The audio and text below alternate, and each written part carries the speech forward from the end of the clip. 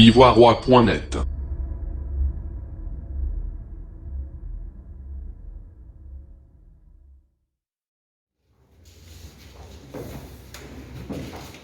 Monsieur le Président de Ensemble pour la démocratie et la souveraineté, honorable professeur Georges Armand Poignet, vice-président du Parlement de Côte d'Ivoire.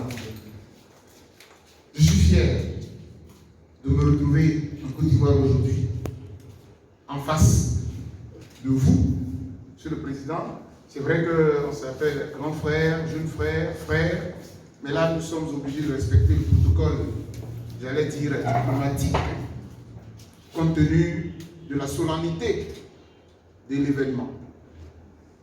Distingués membres fondateurs de EDS, chers amis et frères, Monsieur le gouverneur, je le dis toujours parce qu'on s'est vu la dernière fois à La Haye, c'était après ces 10 ans, c'était l'une des rares fois où nous nous retrouvions, et j'ai encore en mémoire les sacrifices que les uns et les autres ont dû faire pour que la Côte d'Ivoire survive jusqu'à aujourd'hui. Et c'est pour cela que je dis votre nom pour vous rendre hommage pour ce que vous avez subi pour la République. C'est une fierté que vous représentez.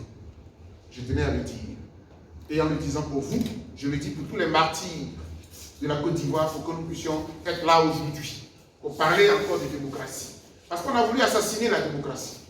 Et nous avons dit non à l'assassinat de la démocratie. Parce que s'il n'y a plus de démocratie, nous sommes foutus. Il y a eu dans ce pays là un parti unique. On ne peut pas évoluer et puis encore faire marche arrière. Je parle sous le contrôle du doyen Roussissé, qui est toujours sur la verbe pour ces questions-là.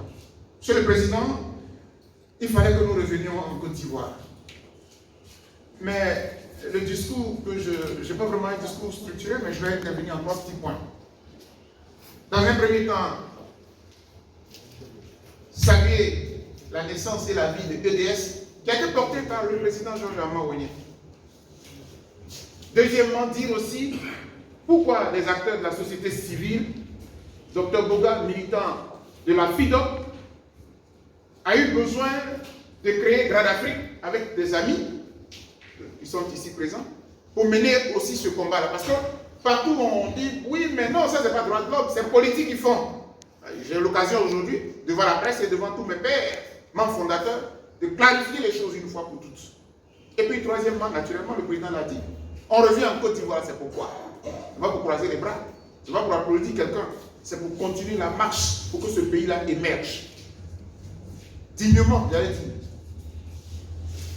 Monsieur le Président, on humilie mon pays et on me dit, docteur Boga, fait de la politique, mais ça, je vais la faire. Parce que tant qu'on humilie mon pays, à travers son haut responsable que le peuple a choisi, je ne peux pas me taire. Je ne me suis pas tué et je l'assume. Le deuxième point, on a créé Grad Afrique avec les amis. D'ailleurs, ce sont eux-mêmes qui ont eu l'initiative. Parce qu'il faut dire les choses telles sont, ils sont venus me chercher. Celui qui m'a contacté s'appelle Claude Franck Aboud, journaliste de Boni, voilà, qui est aujourd'hui quelque part en Europe. Celui qui m'a contacté et dit, docteur, il y a des amis, on veut créer quelque chose, on a besoin que tu viennes, on va monter ça ensemble. Et je les ai rejoints. Et on a monté Grad Afrique, groupe de réflexion et d'action pour la démocratie et les droits de l'homme en Afrique. Puisque j'étais déjà président de la FIDOP. Et je me suis joint à eux, avec Buchéri Ballet et tout, et nous avons monté Grad Afrique. 2015, l'élection se passe. Il y avait une coalition dans ce pays. Pour l'opposition, c'était la CNC ou bien le CNC. La CNC, non, la Coalition nationale pour le changement. Et lorsqu'on a été à l'élection présidentielle de 2015, pour nous, dans notre lecture, la CNC a échoué. Parce que l'objectif de la CNC, ce n'était pas d'aller à une élection face à quelqu'un qui a tous les leviers lui seul. Il s'agissait de mettre pression pour que les prisonniers politiques sortent. C'est-à-dire qu'en politique, ce n'est pas toujours qu'on va pour gagner. Mais il faut utiliser les armes stratégiques pour atteindre l'objectif. La CNC a échoué. À partir de là, il y avait un vide. M. Ouattara étant réélu, il y avait un vide. Et c'est comme ça que notre groupe de réflexion réfléchit pour dire, bon, on va créer des embryons. Mais nous sommes dans la société civile, on a quelle voie ici? Dans notre pays, on n'est pas encore évolué comme en France, où Macron est sorti de quelque part, là-bas, puis il a réussi à créer une voie. Nous sommes dans un pays en Afrique où les passions derrière des leaders sont tellement vives qu'on ne peut pas s'amuser avec ça. Et c'est comme cela que, quelque part, on décide donc de nous adresser au plus grand parti de l'opposition de l'époque. Et surtout que ce parti avait des difficultés, il était cassé, la masse n'avait plus d'existence légitime et légale. Par contre, celui qui est légal n'avait pas toute la base. Et je me souviens parce que quand j'ai vu le compte rendu qui m'a été fait, c'est Maître Guamené qui me représentait aux côtés de Picheri Balé lorsqu'ils ont été reçus à la résidence du président Abdourahmane Sangaré. Je sais que le gouverneur était là.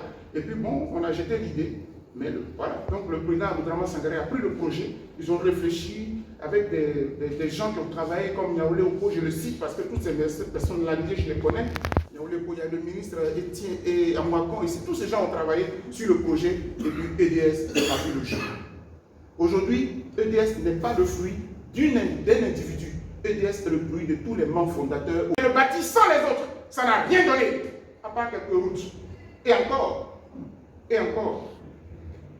calmons-nous, donc je me calme. Président, je voulais vraiment, c'est l'occasion que vous me donnez, puisque ça fait longtemps que je n'ai pas vu les membres fondateurs, et vous-même aussi. Et je voulais vous dire encore une fois que je suis fier. Pendant 10 ans, vous avez mené la bataille sur le terrain. Vous savez que nous étions en contact de l'extérieur, nous vous donnions quelques conseils et tout ça. Je viens d'arriver.